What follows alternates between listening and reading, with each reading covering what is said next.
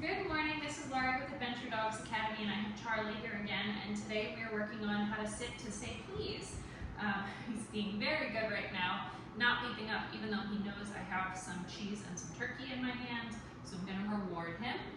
The game of sit to say please, you can do this on or off leash, does not matter, and what you want to do is move around, and every time you stop and your dog offers a nice sit like this, you're gonna pay them a little bit.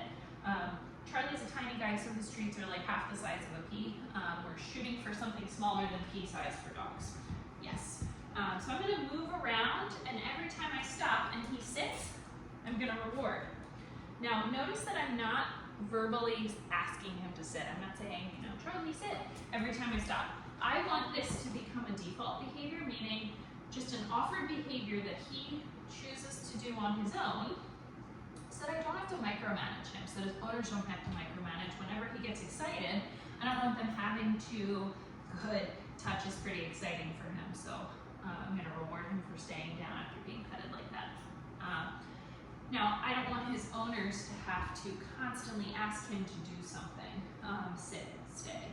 I want it to just be, when I want something, like the turkey or the cheese that's in my hand, I want him to offer a nice behavior like sitting or standing. He has lots of kids in his household, and he has a history of jumping up and grabbing things, so this is kind of teaching him, good choice, teaching him when he wants something that's sitting quietly is the way to go. Good boy.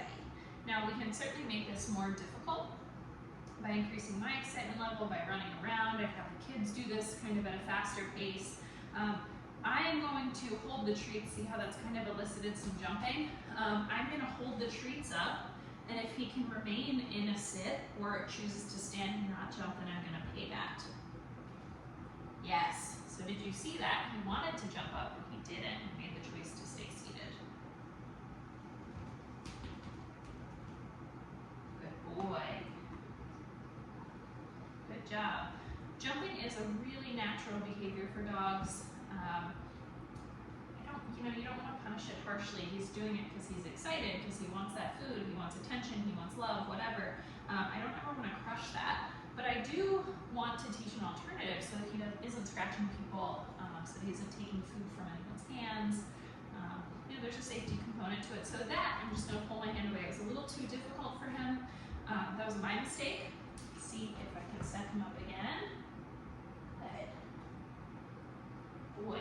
Now, we progress this to a point where someone could have something much closer to his nose. Like ideally it would be really close. Good job. So we'll get to that point where maybe one of the toddlers in the home can be holding food behind a baby gate so that there's no chance of him getting it.